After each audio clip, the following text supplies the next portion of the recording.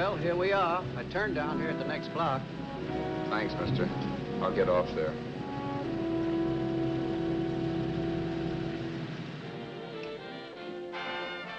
Want anything else? No. Hey, you. Me? Yeah, you. It's where you heading? East. Too bad.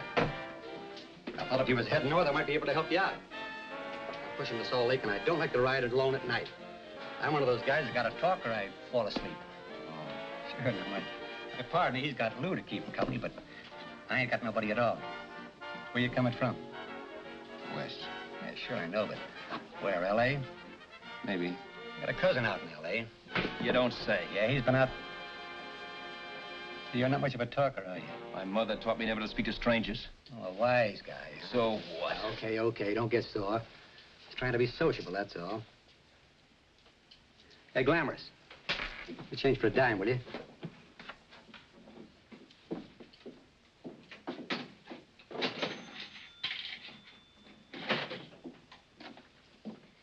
Let's have something quieter this time, Joe. My head's splitting. Is that what's wrong with it? Done with your coffee? No. And don't rush me, will you?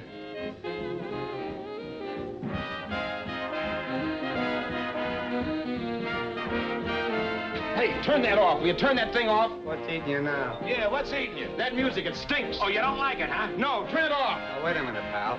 That was my nickel, see? This is a free country. And I play whatever I want to. Okay. Sure, and if you don't like it, you don't have to listen to it. And you can leave here anytime you want to. Okay, I'm sorry I asked. First good piece played tonight and you don't like it. Some people just ain't got any good taste.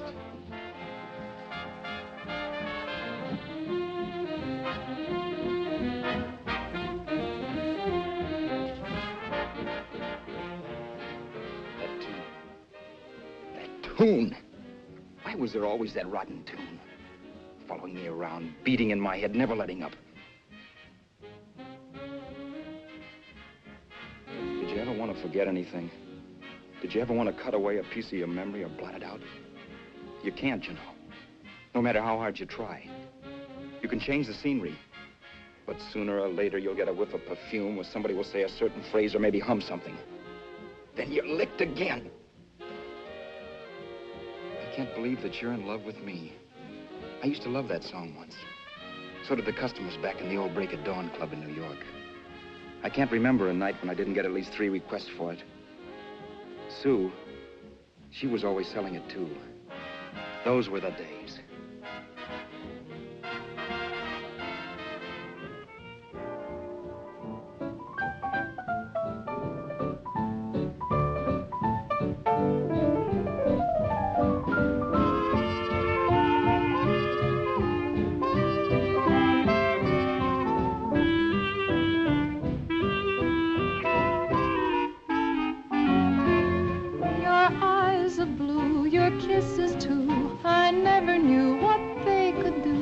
I can't believe that you're in love with me.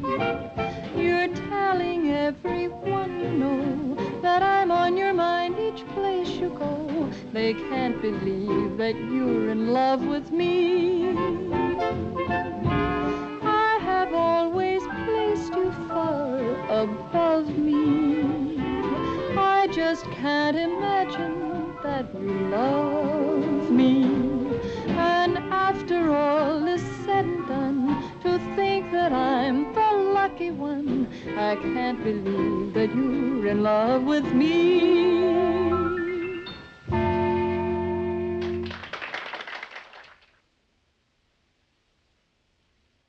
It wasn't much of a club, really. You know the kind. A joint where you could have a sandwich and a few drinks and run interference for your girl on the dance floor. I pounded the piano in there every night from 8 until the place closed up, which usually meant 4 in the morning. A good job as jobs went in those days. Then, too, there was Sue, who made working there a little like working in heaven. But how we felt about each other, well, there was nothing very unusual in that. I was an ordinary healthy guy, and she was an ordinary healthy girl. And when you add those two together, you get an ordinary healthy romance, which is the old story. Sure. But somehow, the most wonderful thing in the world.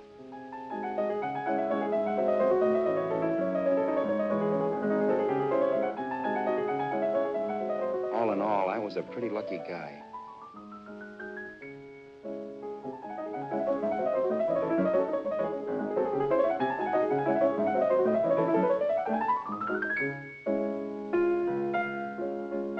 Mr. Paderewski, I presume. It's beautiful.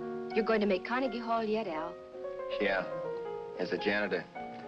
I'll make my debut in the basement. I don't blame you for being bitter, darling, but you mustn't give up hope. Why, someday... Yeah, someday. If I don't get arthritis first. In the meantime, let's blow this trap.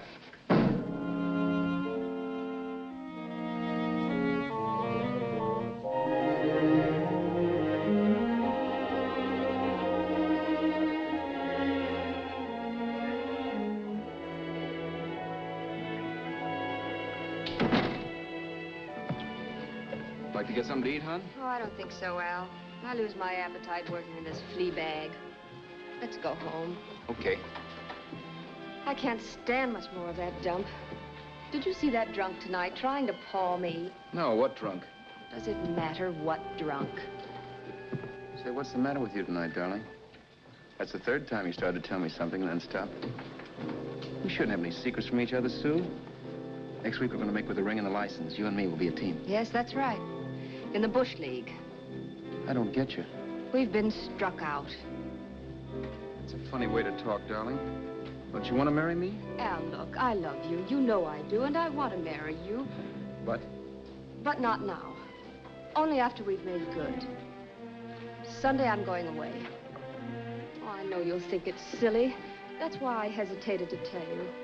But I'm going to California. I want to try my luck in Hollywood.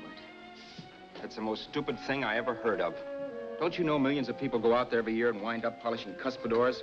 I thought you had better sense. You sound as if you don't think I have any talent. That has nothing to do with it. I'll make out all right. Maybe. But what about me? Doesn't it mean anything to you that you're busting up all our plans? We may not see each other for years? It won't be that long. I thought you loved me. I do. You know I do. Well, here we are.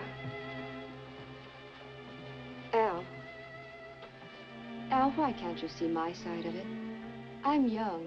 We both are, and we've got all the time in the world to settle down. Really, darling, what I'm doing is the only sane thing to do. I hate the thought of being so far away from you, but we'll be together again someday. Maybe you'll decide to come out too later on. So long. Al, aren't you going to kiss me goodnight? Sure. Why not? Good night.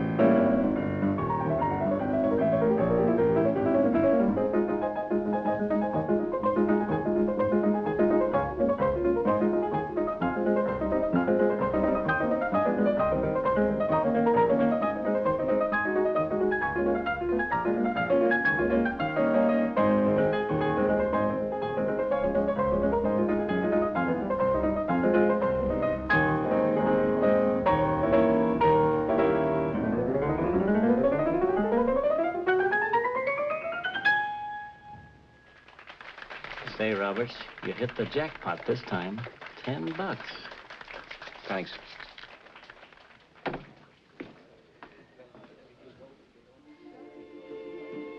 So when this drunk handed me a 10 spot after a request, I couldn't get very excited. What was it, I asked myself? A piece of paper crawling with germs. Couldn't buy anything I wanted. It couldn't... Then I thought of something.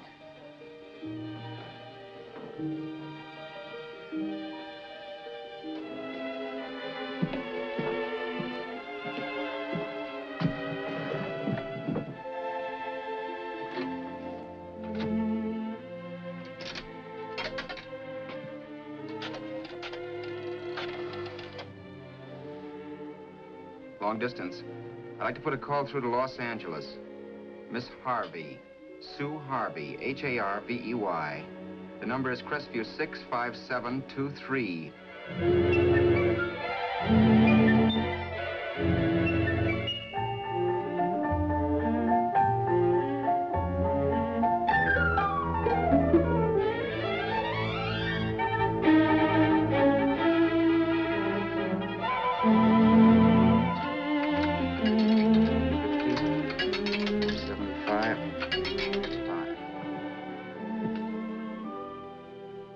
Hello, Sue? This is Al. Oh, baby, it's great to hear from you, too. What's that? You do? Oh, me too, darling. I thought I'd go batty without you. I just had to... Huh? You're working as a hashlinger? Gee, honey, that's tough. Those guys out in Hollywood don't know the real thing when it's right in front of them. You just stick it out, Sue, baby. Keep going around to those casting offices. I'm sure you'll click. Look, I'll tell you what. You stay put out there. I'll come to you. No, don't try to stop me. Just expect me. Train? Who knows? Train, plane, bus, magic carpet. I'll be there if I have to crawl. If I have to travel by pogo stick. And then, let's get married right away, huh? That's the stuff. That's what I've been wanting to hear you say. Well, goodbye for now. I'll be seeing you soon. Yeah. Bye.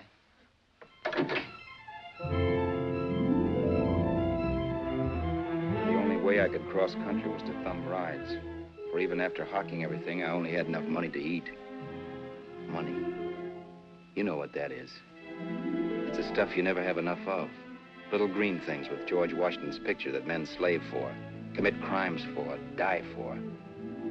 It's the stuff that has caused more trouble in the world than anything else we ever invented. Simply because there's too little of it. At least I had too little of it. So it was me for the thumb.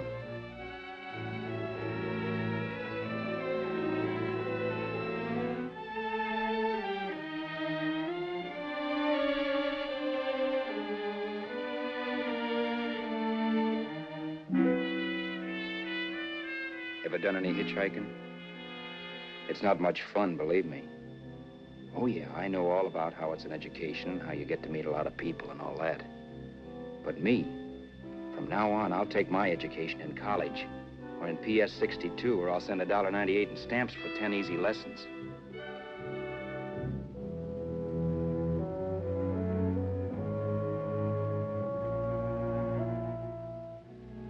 Thumbing rides may save you bus fare, but it's dangerous.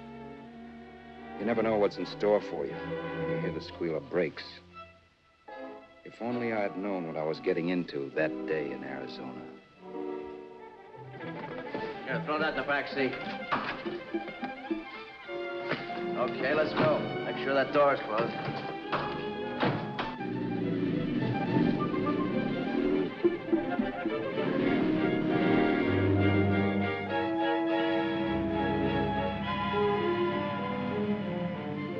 You know, Emily Post ought to write a book of rules for guys thumbing rides. Because as it is now, you never know what's right and what's wrong. We rode along for a little while, neither one of us saying anything. I was glad of that. I never know what to say to strange people driving cars. Then, too, you can never tell if a guy wants to talk.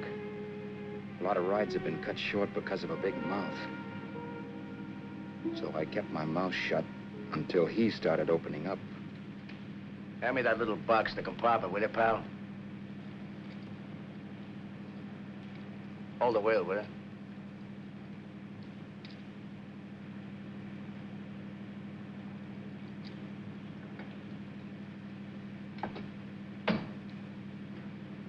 How far are you going? L.A. Well, you're really traveling, aren't you? Yeah, but I don't expect to make it for a couple of years at the rate I've been promoting rides. Not much luck, huh? Sure, all bad. Not many people stop for a guy these days. Afraid of a stick-up, maybe. Well, you can't blame them.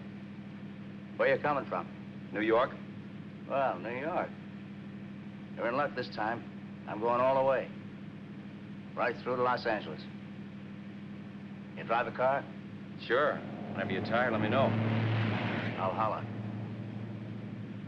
I guess at least an hour passed before I noticed those deep scratches in his right hand. They were wicked. 3 puffy red lines about a quarter of an inch apart. He must have seen me looking at them because he said, Beauties, aren't they? They're gonna be scars someday. What an animal. Whatever it was, it must have been pretty big and vicious to have done that. Right on both counts, New York. I was tussling with the most dangerous animal in the world. A woman. She must have been Tarzan's mate. Looks like you lost the bout. Certainly wasn't a draw. You know, there ought to be a law against dames with claws. Yeah. I tossed her out of the car in her ear. Was I wrong? Give a lift to a tomato, you expect it to be nice, don't you? Yeah. After all, what kind of dame son rides? Sunday school teachers? Yeah. A little witch. She must have thought she was riding with some fall guy. And me, who's been booking horses around racetracks since I was 20. I've known a million dames like her. 2 million. Yeah. Stopped the car, opened the door. Take it on the Arthur Duffy, sister, I told her. That's the stuff. As always done, huh? But if you want to see a real scar, brother, get a load of this. What? I got that one, Detour. Dooley? Yeah, we're just kidding, of course. My dad owned a couple of Franco-Prussian sabers. Kept them on the wall for decorations. Well, one day, another kid and I took them down when the old man wasn't around. Had a duel. He got me in the arm here. Pretty mean cut. Infection set in later. Yeah, I can see that. Now, give me that box again, will you? Yeah.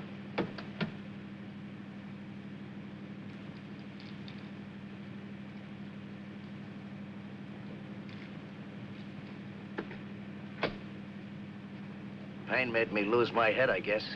Began slashing. Before I knew it, I'd put the other kid's eye out. That was tough. Well, it was just an accident, of course. But you know how kids are. I got scared, decided I was going to run away from home. Old man almost caught me when I was packing my duds. The bloody rag I had wrapped around my wrist hadn't caught his attention. You'd seen the bundle for sure. But I beat it when he was phoning for a doctor.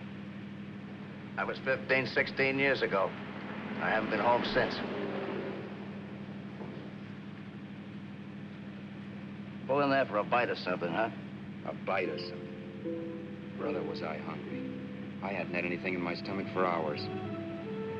Yet even with that gnawing in the pit of my belly, I didn't want to be in too big a rush to put on the feed bag. First, I had to make sure this guy knew the score. If I got him down on me, it was goodbye ticket to Hollywood. I'll wait out here for you, mister. If it's the money, don't worry about paying for it. This time it's on me. Well, that's white of you, Mr. Haskell, think nothing of it. You make your first million, maybe you can do the same for me. Come on, New York. I gotta make the West Coast by Wednesday. There's a horse running at Santa Anita named Pirate Bicycle. Means zero to me if I'm on him. We'll make it all right. He did most of the talking during the half hour we were in the place. I ate. He rambled on about his old man, whom we hadn't heard from since he ran away as a kid. And how he happened to become a bookie. And then all about how he got rooked in Miami. One race, 38 grand. They cleaned out my book. How do you like that? That was tough luck. Yeah, and I'm supposed to be the smart guy. Well, you just wait. I'm going back to Florida next season with all kinds of jack. And you'll watch those stinkers run for cover. Want anything else? No, thanks. I've had plenty.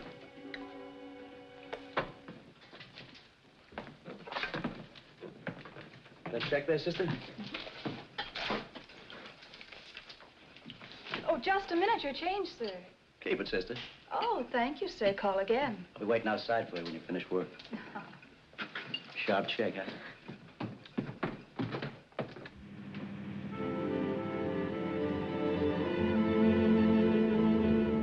I drove all that night while Haskell slept like a log. After a while, I began to get sleepy myself. I was happy, though. Soon I'd be with Sue again. The long trip was practically over, and there'd be no more hoofing it down the concrete. I began to think of the future, which couldn't have been brighter if I'd embroidered it with neon lights. It was nice to think of Sue shooting to the top. It's amazing what a full belly can do to your imagination. Your eyes are blue, your kisses too. I never knew what they could do. I can't believe that you're in love with me. You're telling everyone you know I'm on your mind each place you go. I can't believe that you're in love with me.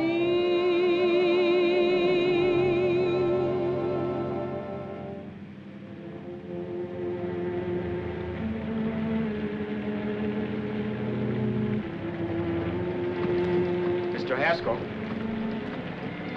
Mr. Haskell.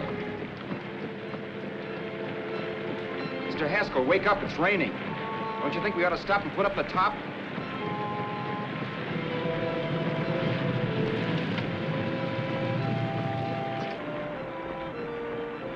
Mr. Haskell, I'm going to put up the top.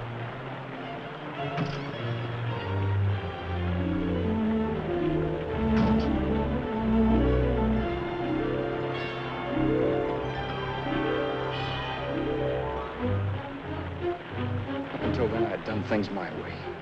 But from then on, something else stepped in and shunted me off to a different destination than the one I had picked for myself. For when I pulled open that door... Mr. Haskell, what's the matter? Are you hurt? Are you hurt, Mr. Haskell? Start your sermon. I'll listen to it. But I know what you're going to hand me even before you open your mouths.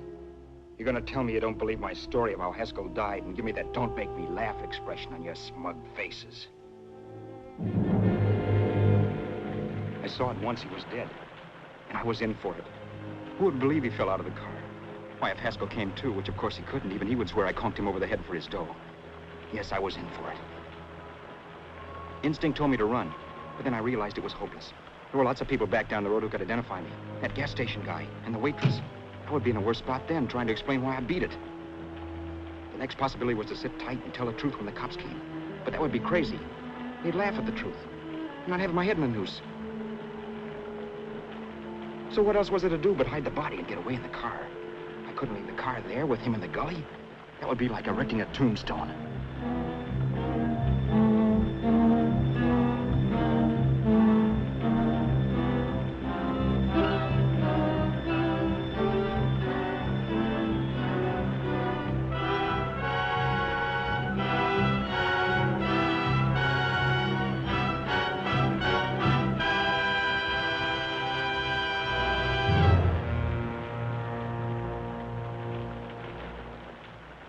My idea was to cover him with brush, not to rob him.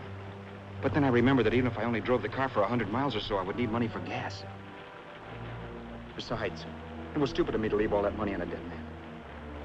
Not only that, I'd have to take his driver's license in case I was stopped for something. I didn't like to think about it, but by that time I'd done just what the police would say I did, even if I didn't. My clothes. The owner of such an expensive car would never be wearing them. Some cop might pull me in on suspicion.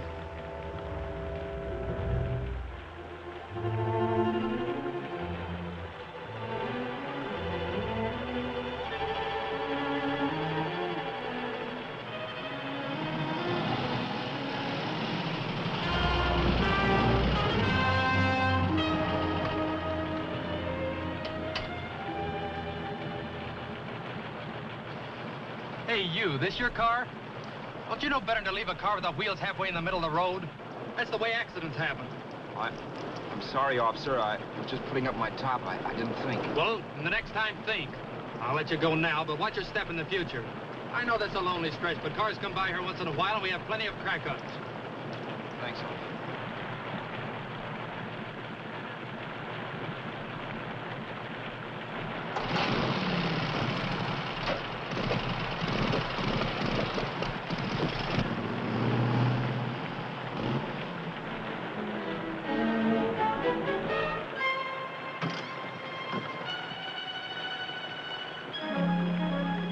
Nothing in the car to give me away as Roberts.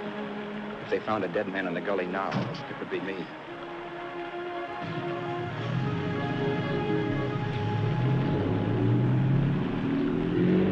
As I drove off, it was still raining. The drops streaked down the windshield like tears. I kept imagining I was being followed and that I could hear sirens back in the distance. Just how long it took me to cover the 60-odd miles to the California state line, I don't know. I lost all track of time. But the rain had stopped and the sun was up when I pulled up to the inspection station. Hello? Carrying any fruits or vegetables? No. Any livestock or poultry? No. I'd see your registration and driver's license, please. Anything in the baggage compartment? Just baggage. Charles Haskell, Jr., age 30, brown eyes, dark hair. Identifying marks, none. Are you Charles Haskell, Jr.? Yes. Well, remember, if you're employed and you stay over 30 days, you take out California plates. All right, officer, but I'll only be in the state a short while. Right, you can go now.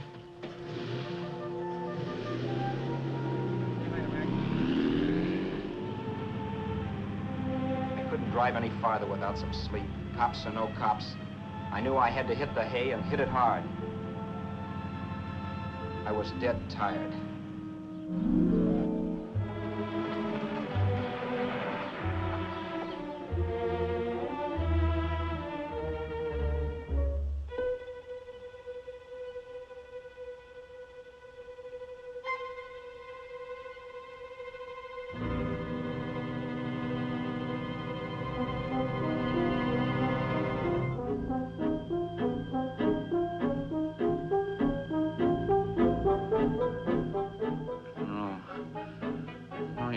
Mr. Haskell. No.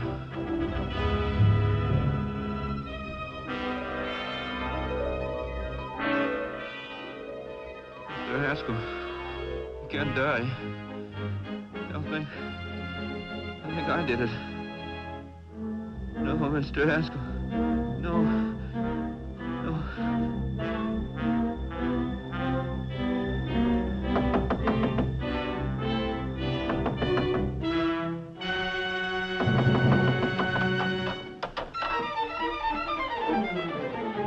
Who's there? It's the maid. Can I come in and clean? Later. In a half hour. All right, sir.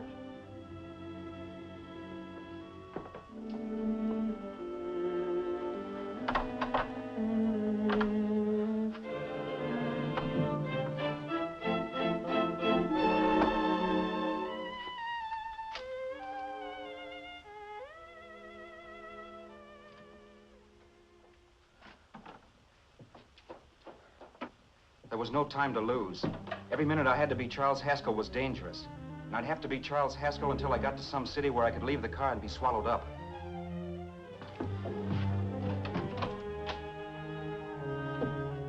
That meant driving the car as far as San Bernardino, maybe even to Los Angeles. In a little town, I might be noticed, but in a city, I should be safe enough. Then, after I ditched the car, I could go on to Sue. But those 5 minutes at the state line made me realize it might be a good idea to find out a little bit about Mr. Haskell. Then, if anybody asked me questions, I could give the right answers. The first thing I found out was that I had $768. This was a lot of jack, but believe me, it was the kind of money I'd rather not have.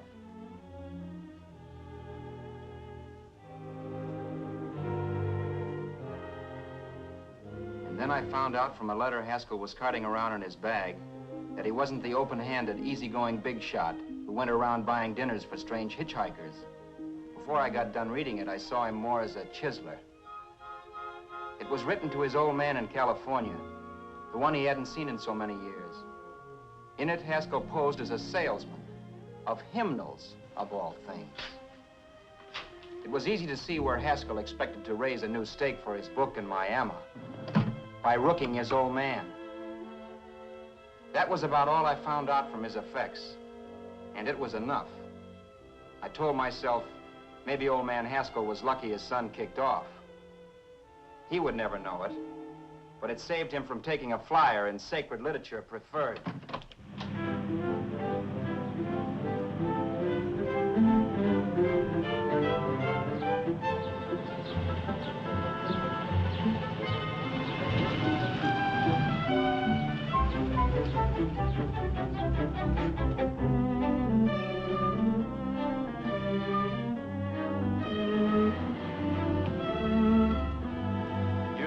At Desert Center, I pulled up for water.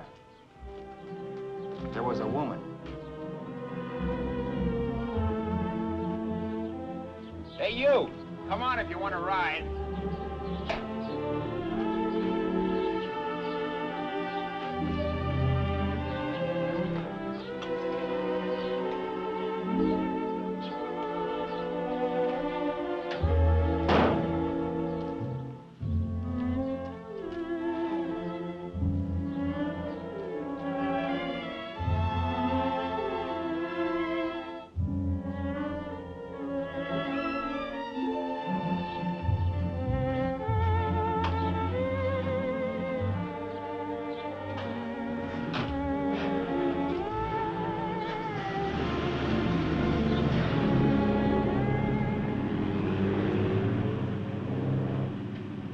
How far are you going? How far are you going? That took me by surprise, and I turned my head to look her over. She was facing straight ahead, so I couldn't see her eyes, but she was young, not more than 24. Man, she looked as if she'd just been thrown off the crummiest freight train in the world. Yet, in spite of this, I got the impression of beauty. Not the beauty of a movie actress, mind you, or the beauty you dream about when you're with your wife, but a natural beauty. A beauty that's almost homely because it's so real. Then suddenly she turned to face me. How far did you say you were going? Los Angeles? L.A.?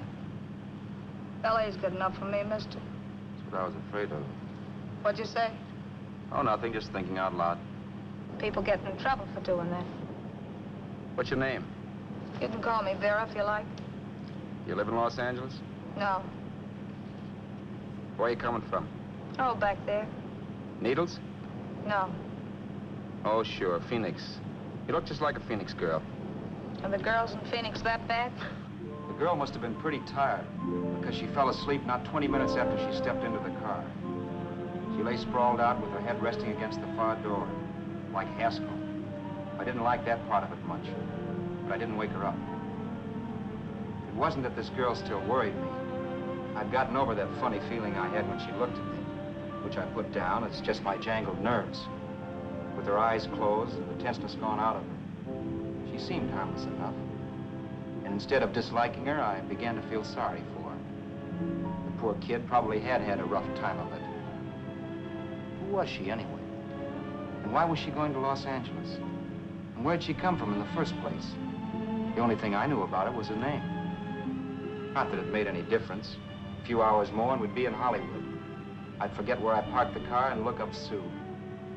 This nightmare of being a dead man would be over. Who this dame was, well, it was no business of mine. Where did you leave his body? Where did you leave the owner of this car? You're not fooling anyone. This buggy belongs to a guy named Haskell. That's not you, mister. You're out of your mind. That's my name, Charles Haskell. I can prove it. It's my driver's Save license. yourself the trouble, mister. Having Haskell's wallet only makes it worse. It just so happens I rode with Charlie Haskell, all the way from Louisiana. He picked me up outside of Shreveport. You rode? You heard me. Then it all came back to me. All the talk about dueling and scars and scratches. There was no doubt about it. Vera must be the woman Haskell had mentioned. She must have passed me while I slept. Well, I'm waiting. My goose was cooked. She had me. That Haskell guy wasn't dead yet. He wasn't stretched out stiff and cold in any Arizona gully. He was sitting right there in the car, laughing like mad while he haunted me. Well? There was nothing I could say. It was her move. Vera, whatever her name was, it was just my luck picking her up on the road. It couldn't have been Helen, or Mary, or Evelyn, or Ruth. It had to be the very last person I should ever have met. That's life. Whichever way you turn, fate sticks out a foot to trip you.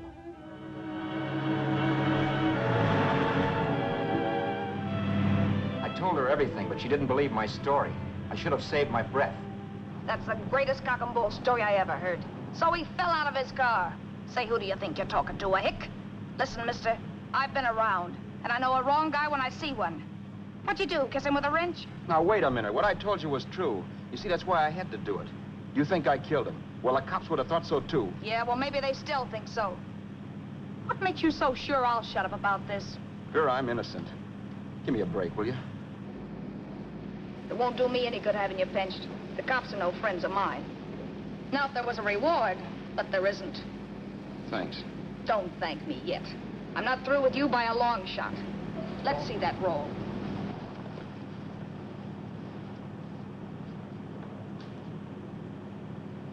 Is that all Haskell had? Isn't it enough? No, I thought he had more. Not that I know of. You can search me. You think I'm holding out on you? Well, maybe I will at that. He told me he was going to bet $3,000 on a horse named Paradisical on Wednesday at Santa Anita. He was stringing you along. He meant 300. Maybe. Sure, $3, 300. He was a piece of cheese, a big blowhard. Listen, mister, don't try and tell me anything about Charlie Haskell. Remember, I knew him better than you did. Okay, then you knew he was a four-flusher. That explains the $3 bet. I'm not so sure he didn't have that $3,000. Why should I believe you? You got all the earmarks of a cheap crook. Now, wait a Shut minute. up. You're a cheap crook and you killed him.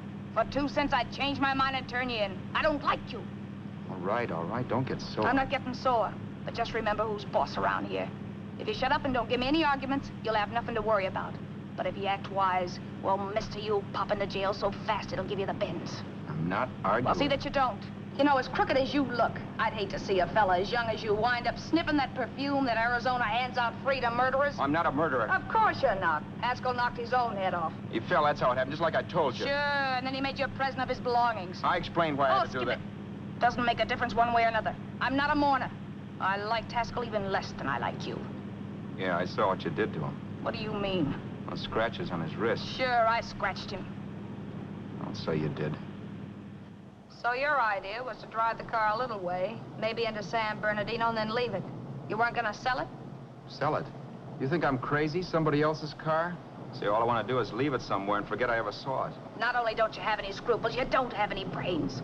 I don't get you. Maybe it's a good thing you met me. You'd have got yourself caught, sure. Why, you dope. Don't you know a deserted automobile always rates an investigation? Huh? Look, the cops find a car. Then they get curious. They wonder where the owner is. So, all right, they don't trace Haskell. They trace you. I never thought of that. The only safe way to get rid of the car is to sell it to a dealer. Get it registered under a new name. Say, stop at the next store. I want to get a bottle and do some shopping before we hit L.A. Okay. As soon as we find a place, I'll drop you off and pick you up later. Nothing doing. You're coming in, too. From now on, you and I are like the Siamese twins. Have it your way, but I don't get the point. The point is, I don't want you to get lost. I'm not going to beat it if that's what you're afraid of. I'll say you're not. Well, I'm going to see that you sell this car so you don't get caught. Thanks. Of course, your interest wouldn't be financial, would it? You wouldn't want a small percentage of the profits. Well, now that you insist, how can I refuse? 100% will do. Fine. I'm relieved. I thought for a moment you were going to take it all. I don't want to be a hog. A few hours later, we were in Hollywood. I was recognizing places Sue had written about. It struck me that far from being at the end of the trip, there was a greater distance between Sue and me than when I started out. Vera wasn't kidding with that Siamese twins crack. She rented a little apartment as Mrs. Charles Haskell. When I objected to this, she explained that it was on account of the car. A dealer might think something was funny if he called and found we were using different names.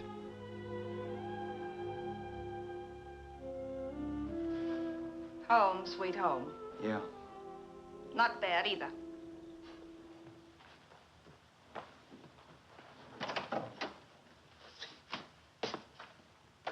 case there's any doubt in your mind, I'll take the bedroom.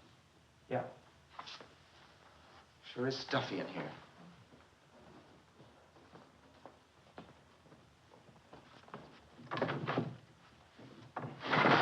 Keep the window shut. Okay. The old crow downstairs said there's a folding bed behind this door.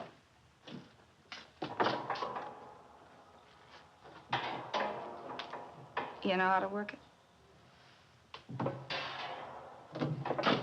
I invented it.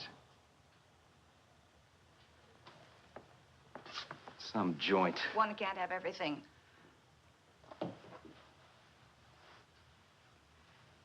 I'm first in the bathtub. I don't know why, but I figured you would be.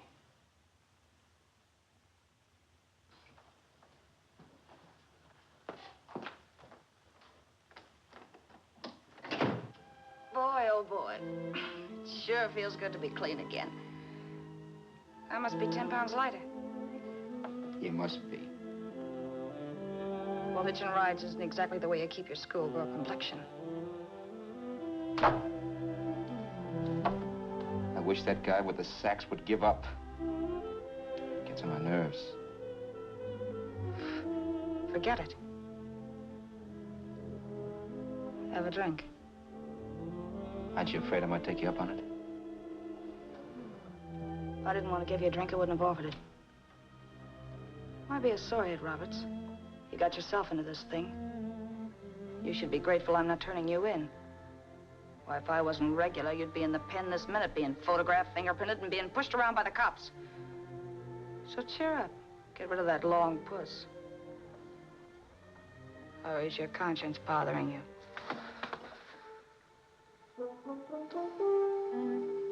No. It isn't. Swell. That's the spirit.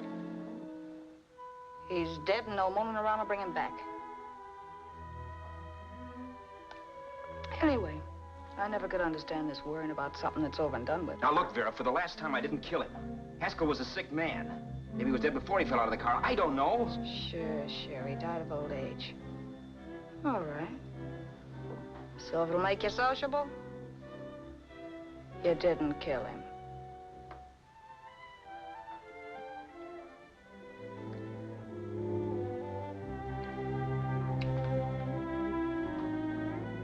Thanks.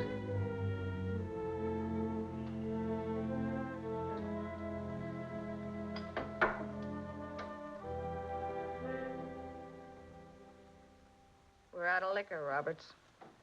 Yeah. Too bad. I felt like getting tight tonight.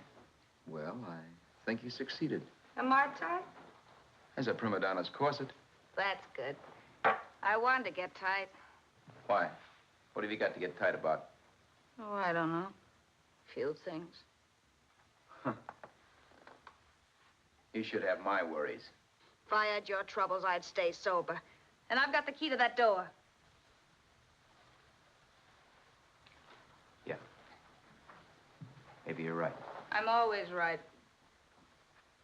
You know, I don't like your attitude, Roberts. Well, there's a lot of things I don't like. Sure. But life's like a ball game.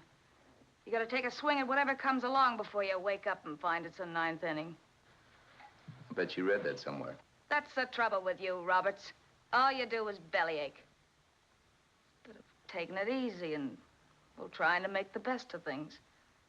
But maybe that's what's wrong with the whole world. Get the professor. People knock themselves out trying to buck fate. Now, take you, for instance. You're lucky to be alive. Why, suppose Haskell had pulled open your door. You'd be playing a harp now. Think of that. You think of it. I'm tired of thinking. There's plenty of people dying this minute. I would give anything to trade places with you. I know what I'm talking about. I'm not so sure. At least they know they're done for. They don't have to sweat blood wondering if they are. Your philosophy stinks, pal. We all know we're going to kick off someday. It's only a question of when. But what's got us on this subject anyway? We'll be discussing politics next. Yeah. Where'd you hide the butts? On the table, sucker.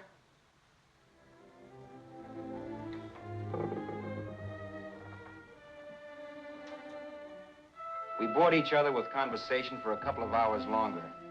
Every 5 minutes, one of us was wishing we had another bottle or a radio or something to read. Then finally, we ran out of chatter. I know it's only 11 o'clock, but I want to get up early and make the rounds of the used car lots. No hurry about that. We've got all the time in the world. Maybe you have, but if you think I want to stay cooped up in this place any longer than I have to, you're batty. It's not a bad place. Pay plenty for diggings like this in New York. I wouldn't like it if it was the Ritz.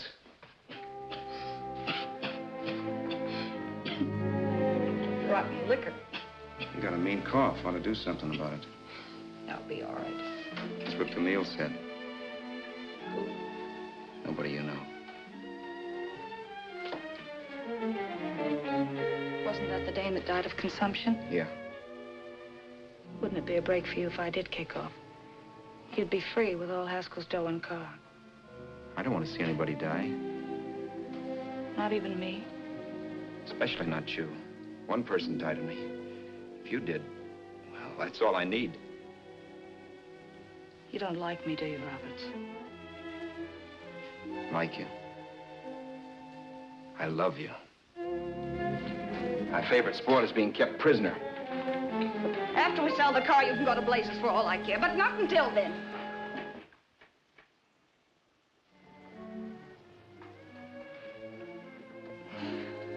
I'm going to bed.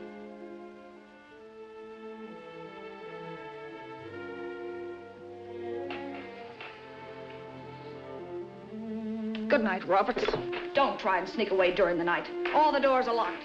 Anyway, if I find you gone in the morning, I'll notify the police. They'll pick you up. Don't worry, I know when I'm in a spot. Well, good night. I hope that portable rack isn't too uncomfortable for you. Don't lose any sleep over it, will you, Vera?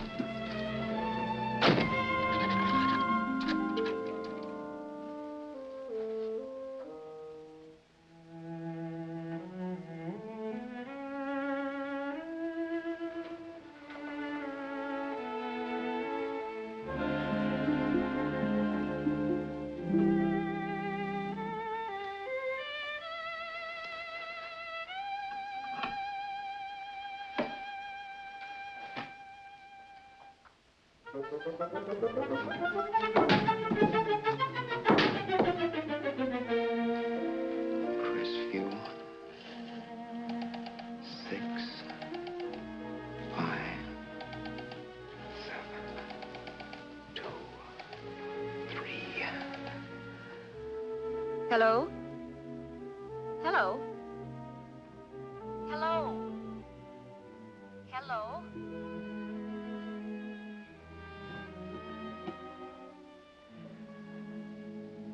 No. Not yet, darling. Tomorrow. Maybe. If this were fiction, I would fall in love with Vera, marry her, and make a respectable woman of her. Or else she'd make some supreme Class A sacrifice for me and die. Sue and I would bawl a little over her grave and make some crack about there's good in all of us. But Vera, unfortunately, was just as rotten in the morning as she'd been the night before. All right, I'm coming. Look, Vera, it's almost noon. So what? The dealers will be there all day. I'll be there all year, too, but that doesn't mean I'm going to wait that long. Shut up. You're making noises like a husband. Well, do I rate a whistle? You sure do, but let's go. Let's go, let's go. I spent $85 and 2 hours preparing bait, and all you can say is let's go. Come on.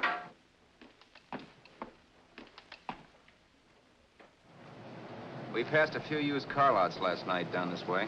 What do you think we can get for this heap? I don't know. Plenty. You just let me handle everything. Think we can get $2,000? I don't know, but don't worry. I'll squeeze as much out of this guy as I can.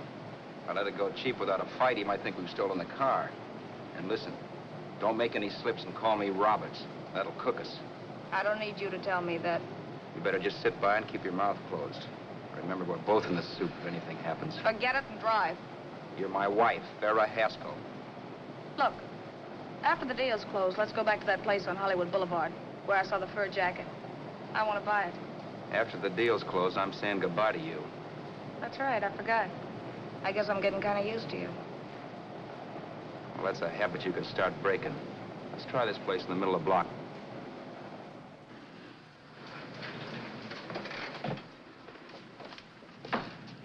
Good afternoon. What can I do for you? We're interested in selling a car. If the price is right. Well, if it's in good mechanical condition, it should blue book for about $1,600. Tony, take a look at this motor. 1,600. Are you kidding?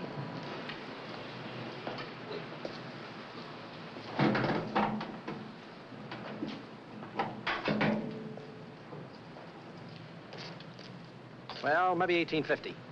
Before I let it go for $1,850, I'll wreck it and collect the insurance first.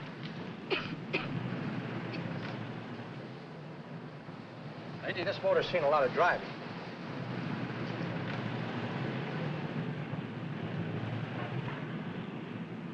Well, the mechanic inspected the car. We haggled. At last, when we were all worn out, we hit a compromise. His price. Okay, it's a deal. All right, come in, we'll sign the papers. I have the ownership papers right here with me. Look, Vera, in the meantime, will you clean out the dash compartment? There may be some stuff in it. All right, darling. 1,850 bucks. That dirty crook.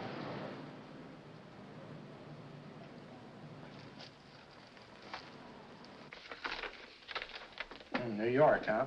Yeah. But you bought the car in Miami? Yeah. Well, now let's see about the insurance. We can either have it transferred or canceled. What kind of insurance do you have, Mr. Haskell? Well, aren't all the papers there? I don't see any. Surely you know what type of insurance you carry in the car. The name of the company? Yeah, but, Well, if you'll just tell me the name of the company, I'd be very glad to take care of all the details. well, Did you sign the papers yet? not yet. Well, don't. We're not selling the car. Oh, wait a minute, Miss Haskell. Come on, darling. What's the matter? You changed your mind? Yes, I'm sorry. I guess I have. But, Vera... Let's go.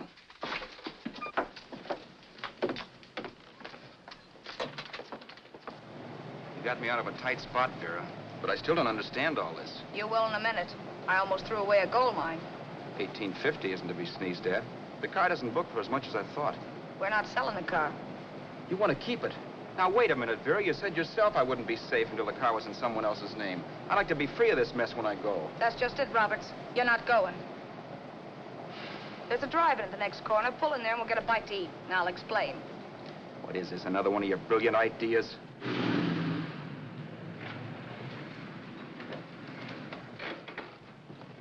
Oh, may I take your order? Make mine a ham sandwich and coffee. And for you, sir? Oh, I don't care. The same.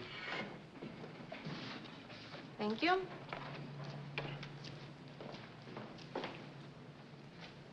Get this, Vera. I've been pretty patient so far.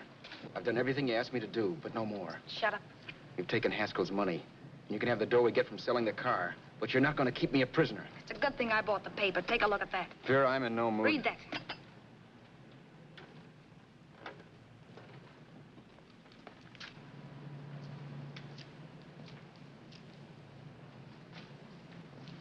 No. Yes. No, I won't do it. Yes, you will. You think I'm crazy? It's impossible, I tell you. Excuse me.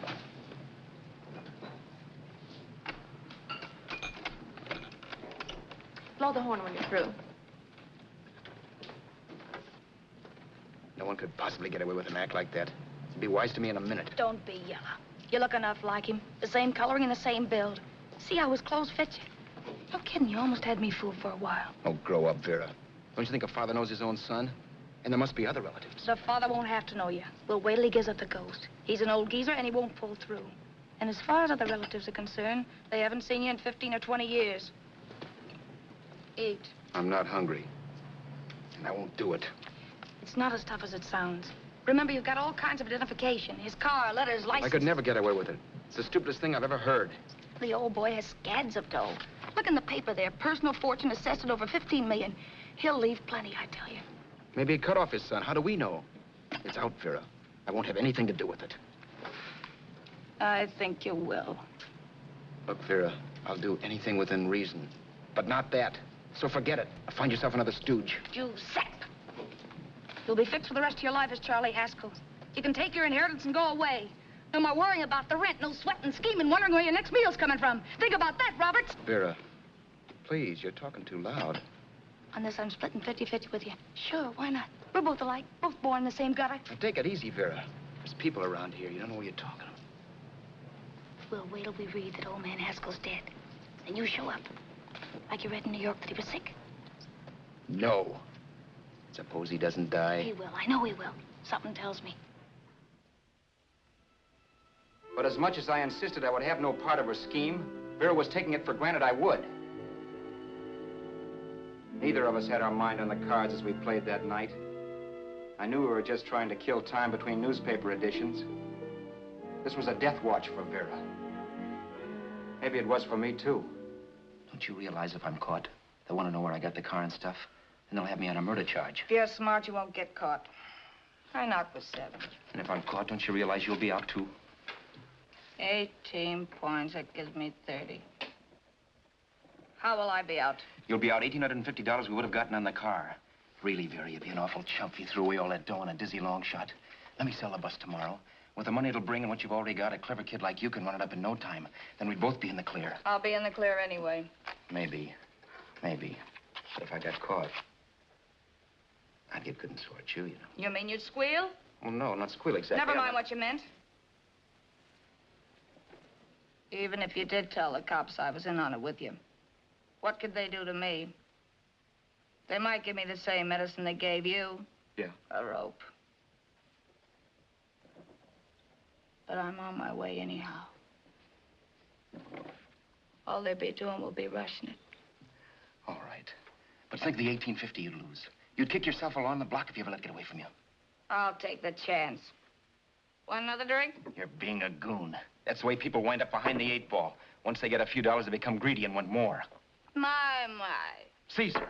Who? You know that Roman general? He got his for being greedy. He wasn't satisfied, so the final wind-up was he took the count. A couple of days ago, you didn't have a dime. Why, you were so broke you couldn't pay cash for a postage stamp. Now you've got almost $700 with $1,850 in the offing. Take my advice. Don't try for more. I'm tired of this game. Let's have some blackjack. Play solitaire. Okay, I will if that's the way you feel about it. That's the way I feel about it. Getting sore and throwing things won't help much, Roberts. I'm really doing you a favor. I help you out of a jam by keeping my mouth shut. I show you how to make some soft money. And what thanks do I get? Thanks. Sure. Or would you rather call the cops and tell them you killed a man and stole his money? I didn't kill anybody. Yes, you did. No, I didn't. You know I didn't. All right, then. Suppose I call the cops. If you're innocent, what do you got to be scared of? Okay.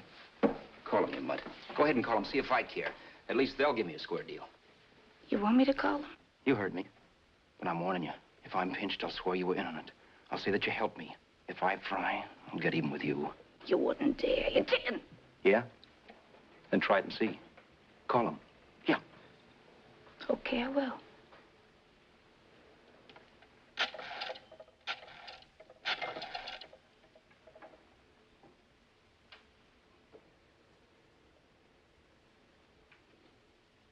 Information? I want the number at the Hollywood police station. Okay, I got it. Thanks. Wait a minute, Vera. You wouldn't do that. Oh, wouldn't I? Give me that and I'll show you if I would. Take it easy now. Let's talk this over. This was early in the evening, and the conversation, while hectic, was at least pitched low. But as the minutes passed, and more obstacles to her plan popped into my head, the air got blue. Each word coming from our lips cracked like a whip. I reminded her that as Charles Haskell, I didn't even know my mother's name, where I'd gone to school, the name of my best friend, whether I had an Aunt Emma or not, my religion, and if I'd ever owned a dog. I didn't even know what my middle initial stood for. I also pointed out that the real Haskell had a scar on his forearm. His people never saw that scar. He told me he ran away right after putting out the kid's eye. Yeah, but his father knew he was cut. It'd have to be some kind of a mark. So what? The old man's dead, or will be. I hope by tomorrow morning's papers. Anyway, you could cut yourself a little, couldn't you? Boy, for that kind of dough, I'd let you cut my leg off. You're drunk and you're crazy mad, Vera. Turn me in if you want to, but I won't get mixed up in this. Besides, how do we know? Haskell was such a phony. Maybe he wasn't the man son at all. Maybe he just dreamed it up. Well, dreaming or not, you won't be dreaming when the law taps you on the shoulder. There's a cute little gas chamber waiting for you, Roberts. And I hear extradition to Arizona's a cinch. Where's that phone? Vera! Leave me alone. Vera! Here. I want a phone call, police. I hate you, you stinker. You leave me alone. I'll let you alone when you promise to leave the phone where it is. You're drunk. You don't know what you're doing. You're hurting me. Will you promise? All right.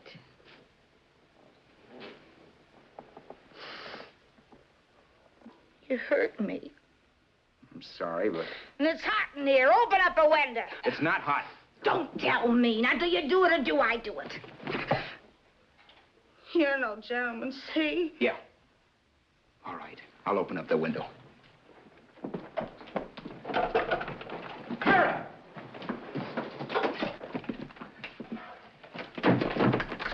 Vera, open the door. Please open the door. Vera, open the door. Don't use the phone. Listen to me. I don't like you, Roberts. You're no gentleman, see? You hurt my hand, and I'm going to get even with you. If you don't open the door, I'm going to kick it down, Vera. Vera, don't call the cops. Listen to me. I'll do anything you say. Vera, let me in. I'll break the phone.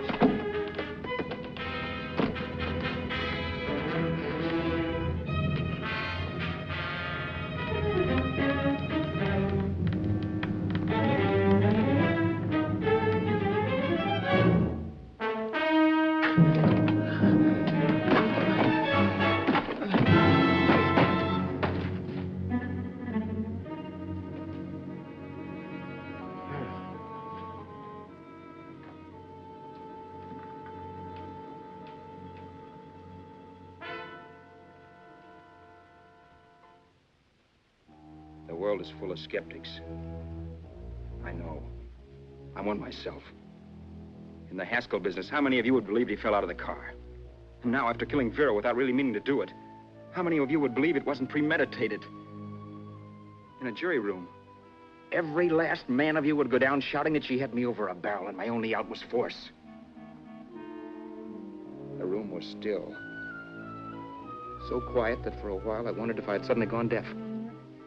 It was pure fear, of course. And I was hysterical. But without making a sound.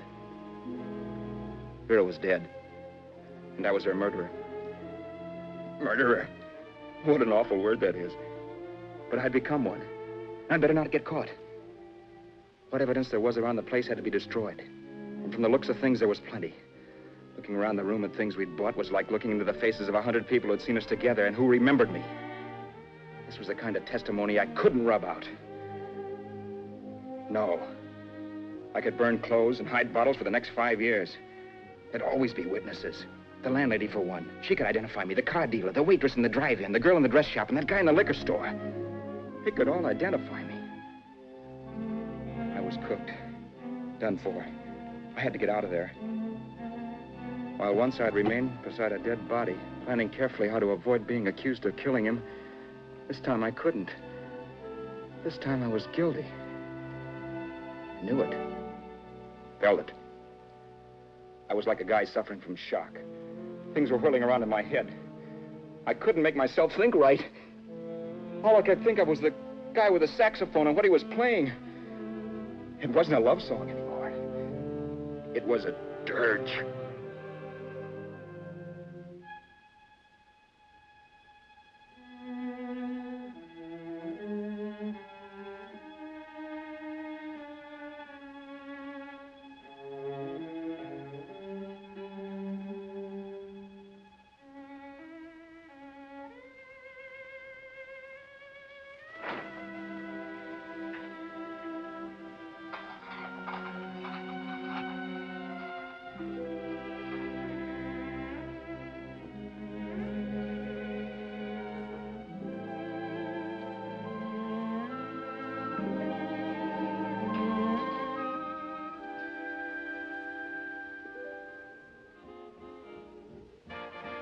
My problems weren't solved.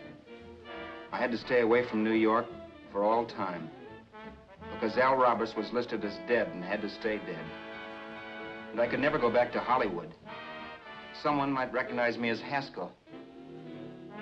Then, too, there was Sue. I could never go to her with a thing like this hanging over my head. All I could do was pray she'd be happy.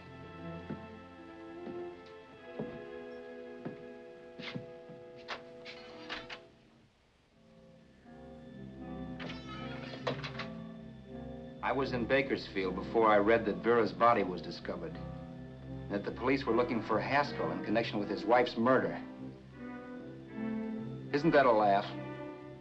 Haskell got me into this mess, and Haskell was getting me out of it. The police were searching for a dead man. I keep trying to forget what happened and wonder what my life might have been if that car of Haskell's hadn't stopped. But one thing I don't have to wonder about. I know. Someday a car will stop to pick me up that I never thumbed.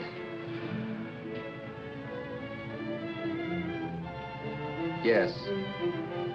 Fate, or some mysterious force, can put the finger on you or me for no good reason at all.